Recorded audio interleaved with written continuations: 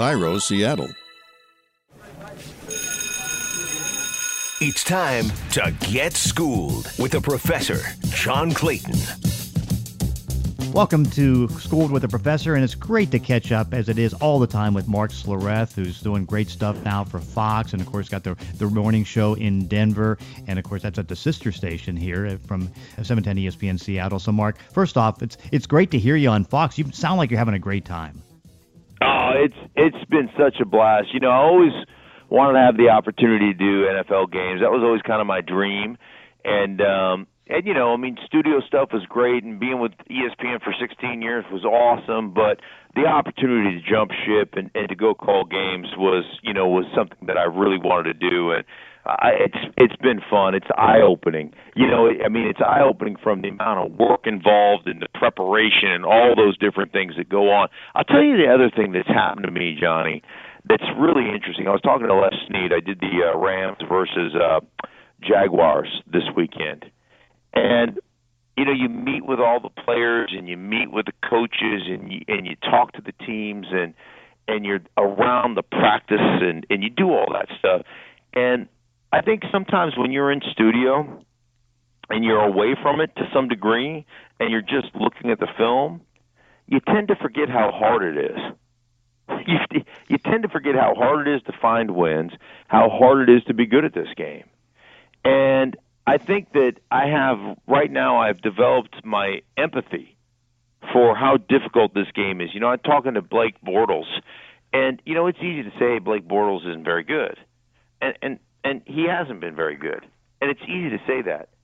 But it's not from a lack of effort, and it's not from a lack of preparation, and it's not from a lack, like, you could see how heavy it weighed on him. Some of the struggles that he's having, and he's completely retooled his mechanics, you know, and he's been in California with Tom House reworking his mechanics, the former major league pitcher who, you know, mentors and coaches a ton of quarterbacks in this league, like the Tom Brady's of the world. And my son's been to Tom House, and you know, he's a throwing mechanics guru. And you see, you know, you talk about some of the injuries that nobody really knows about, that you suffer through, and so I think I've gotten just a good sense of kind of being empathetic to how hard this game is, and I think you can lose some of that, or I know I lost some of that being in studio all those years. So it's been nice to be on the field and around the game and with the coaches and with the players, and that's been fun for me. Yeah, and of course I know doing the sidelines has just been eye-opening for me because I just love it so much, and it was so great working with you on some of the games last year for ESPN Radio, and you know, you see so many things that you never really realized that were going on. I mean, you get to follow the injuries closely, you get to see the reactions of different players on the field, and of course you get a vantage point on the field that I notice that's just amazing. You know, I do the opposing team sidelines on the Seahawks games, and I learn more about a team just working the sidelines than anything I've done. It's just fantastic. Yeah, it really is. And you do, you know, you develop those relationships, and there are so many things that you learn while you're doing that.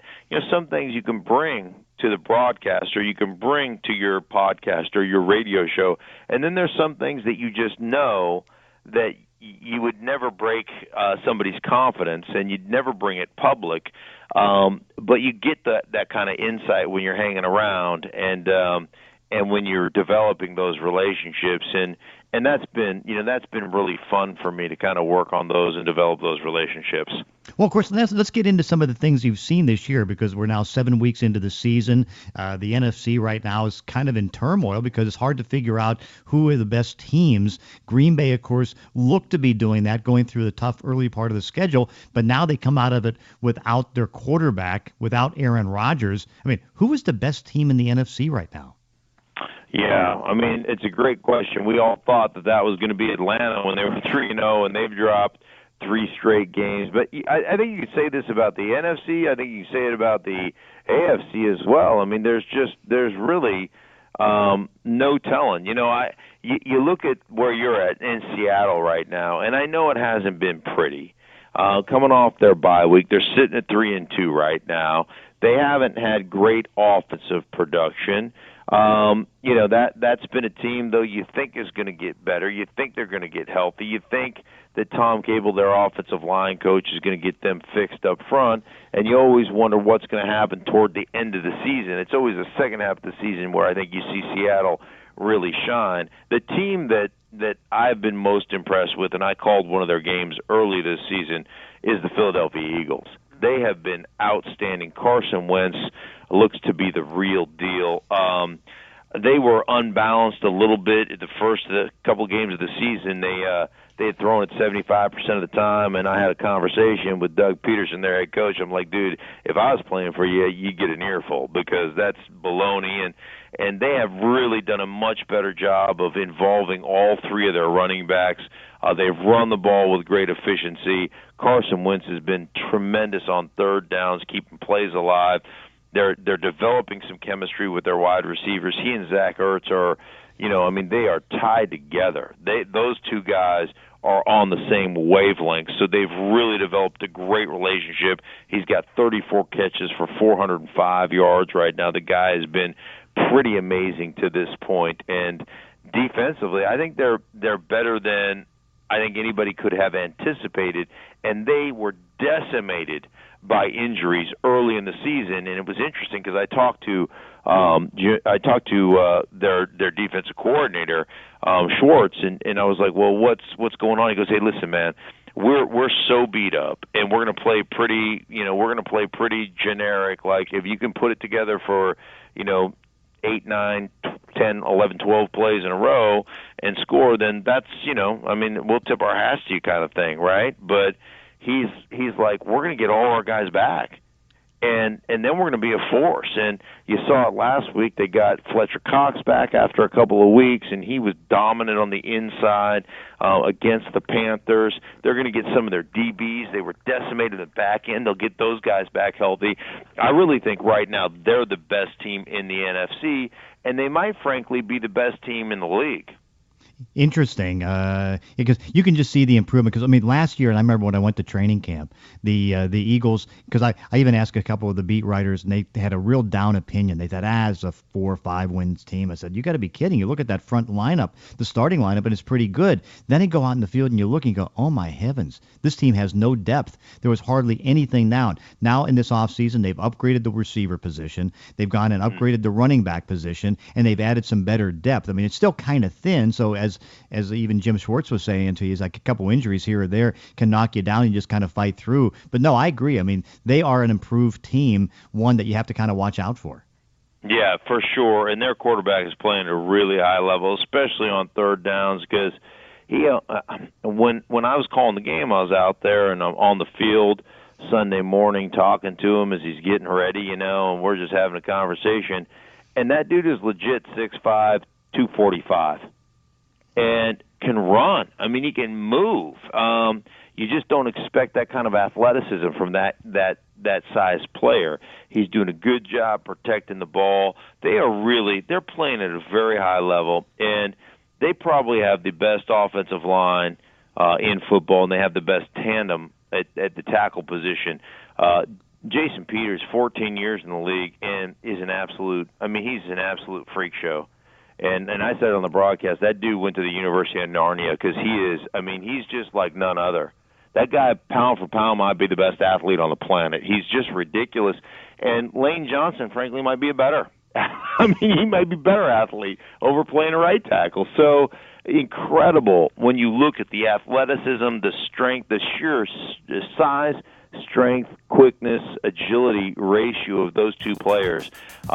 They're as good as it gets in this league, and their offensive line playing great. Kelsey obviously is unbelievable on the inside. His ability to get to the edge and pulling and setting edges, and they're really playing well up front too. So they look like a pretty complete team to me.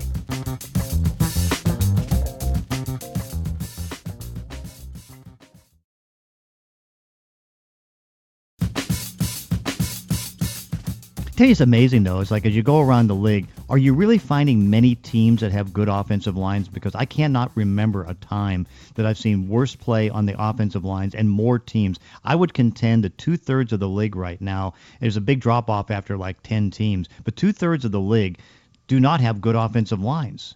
Have you seen the same thing? Yeah, the play is really bad, and there's so many reasons for it because we could go through a litany of the college game doesn't produce offensive linemen, which is true, that because of so much spread stuff, and we always talk about the quarterbacks, but you're really not producing a lot of offensive linemen. You're not producing quarterbacks. You're not producing wide receivers. I mean, a lot of the wide receivers never run against anything other than their whole route tree is, hey, just find a hole in the zone because defenses can't switch anything up. They're in the same defense every single play. So you're not developing a lot of polished route runners. You're not developing a lot of offensive linemen or quarterbacks. There's a part of it. The skill. It's a huge skill. Moving a man from point A to point B against his will is a ginormous skill, and it's a skill that needs to be worked on. And frankly, it needs to be worked on in pads to some degree, and you don't get to do that anymore in the NFL. So, yeah, I'm with you 100%. The overall offensive line play in this league is pretty pathetic, but it'll continue to get better as they get more and more games under their belts, and they get more and more practice under their belts, and that's why a team like Seattle has a chance after week 8 or so to start making some moves in the NFC. So it'll be interesting to see how these teams develop over the long haul. Yeah, because really, other than say vast improvement with the Rams getting Andrew Whitworth and to a certain degree John Sullivan, 2 veterans. I see very few lines improve. For example, the Dallas Cowboys down 2 starters from last year. With Doug Free retiring and Ron Leary leaving, they're not as good blocking, and they were the best I thought last year. And Oakland is off to a slow start with their talented offensive line.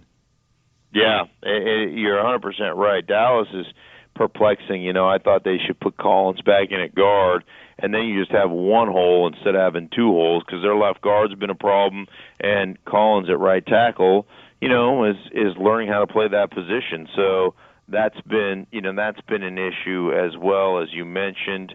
We talked about early, and it's just funny. We talked about, hey, how good the Carolina Panthers have been playing up front until they met the Philadelphia Eagles, and the Panthers couldn't run for 2 yards. So it's just interesting. The whole thing is fairly interesting, and it does make it compelling. It's the way the league is designed. The league's designed for these major upsets and for teams. There's not a lot of separation of talent the way the league has been designed with free agency and everything else. It's not like one team is so much more talented. It's not like college football where Alabama is going to only be tested once this year or twice at best because they're just so much more talented than everybody else. That's not how the NFL is structured. It's not how it operates. No, but so if you're a team, you Tom Cable real well, and they've tried to get some more veterans in here. They've tried to develop some rookies. What advice do you have to try to get the line up to an adequate level? Well, you're just going to have to keep working, and it's hard to work when you're never allowed to work in pads, and even when you're in pads, I think the league has just created, it's been more about, hey, we're going to look at these things visually on a grease board, and then we're going to go walk through things, and the only way you figure out how to play the game is by playing the game. We can talk about theories all day long, but until you take the right steps or until you take the right set and it clicks and you're like, oh, that was perfect. All right, now I know when I get a really wide 3 technique, almost a 4-eye, I can't upkick that because I get too turned on that. So I actually have to set off the ball. Like little things like that. It's the nuance of playing football. This is what you lose when you just walk through and things are more visual and you don't get to be on the field as much and you don't get to play in pads as much, is you lose the nuance. And now, instead of figuring out the nuance in practice, you got to figure it out in games. And what ends up happening to you is that you end up getting beat in a game, and it ultimately can either cost you games or put you in bad situations. And that's where you have to figure out nuance. And over the course of 8-9 weeks, you figure out enough nuance to develop into a better player or a better offensive line. But unfortunately now, instead of figuring that out in practice and alleviating a lot of those issues in practice, you're actually doing it in games. And so, the teams that develop that way, you'll see at the end of the season, those teams will be playing at a really high level, and the teams that don't, will continue to struggle. What did you see of the Rams? How real are they as a threat in the NFC West? Well, you look at the Rams, 9 players on their 22-man roster, offensively and defensively, I'm talking about, first-round draft choices. And then you got a boatload of guys who are really good players, that are second or third round draft choices. So you're talking about a boatload of talent. They have got a ton of talent, Johnny. They can run, they're physical, they're strong, they can do all those things. So talent is never going to be an issue for the Rams. That's just the way that is. What I have seen, and I've seen a young quarterback be coached, and he's getting the ball out of his hand incredibly quickly. So he has been able to get that ball out on that first read. And what I've noticed about Jared Goff, he'll get it accurately with anticipation out of his hand, or he'll throw it to his check down. And one of the big things for the Jags were to change up coverages, give him different looks, and make him hold the ball a little bit, which he did in that win versus Jacksonville. Did not play as well in that win. But I see a guy that is developing and looks to be a guy that has a chance to be a really good quarterback in this league. The other thing I've seen is Sean McVay seems to be the real deal. Talking to Sean McVay, you can't help but come away impressed. As soon as I got on the phone with Sean, I was like, oh, I see why they hired him. Like, I could just imagine how good that interview went. He is dynamic personality. He is sharp. He's articulate. He just speaks football language. And it's not cliche stuff. It is like you just know how dialed in he is to both sides of the ball. And then it doesn't come off as arrogant. It comes off as confident, but it also comes off as authentic. Like he sat and told me, hey, the reason I go out and get a Wade Phillips is because I know I need smarter people than me to bounce things off. I need to put as many smart individuals on my staff as possible because I am learning. I am still learning. I'm learning this game every day. And the way he communicates to his players, the way he communicates to his coaching staff, putting players, and I think it's the responsibility of any coach. And talking to Jared Goff about Sean McVay, he told me, man, the thing he does is he puts us in positions to win. He puts us in a position from an individual matchup. He accentuates the strengths, helps eliminate the weaknesses, and puts you in positions to win. Moving players around and asking players, to do things that they're good at as opposed to putting them in situations to have failures. And that's what he has done. And, you just talk to anybody, whether they're on the staff or the players, how much respect they have for what Sean McVay has brought to that organization. So they certainly, it seems like they got the right guy leading that organization. Any thoughts of the Arizona Cardinals, which is clearly a team that's been underachieving with a bad offensive line? They get Adrian Peterson. He comes up big for him last week. Can the Cardinals still be a threat? Interestingly enough, if they fix that offense, and, they were the worst offensive line in football. They were terrible. I think they got a couple of players back. Adrian Peterson, I was like, come on, really? Is that going to be the difference? Because I was skeptical, man. Carson Palmer's looked old the last 2 years.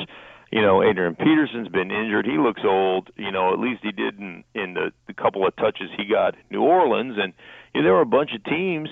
That took a look, kicked the tires, and they looked at the film, and they all passed except Arizona, the desperate team. And so you thought, oh, really? I thought, come on, this is trying to win the 2009 NFC Championship. Give me a break.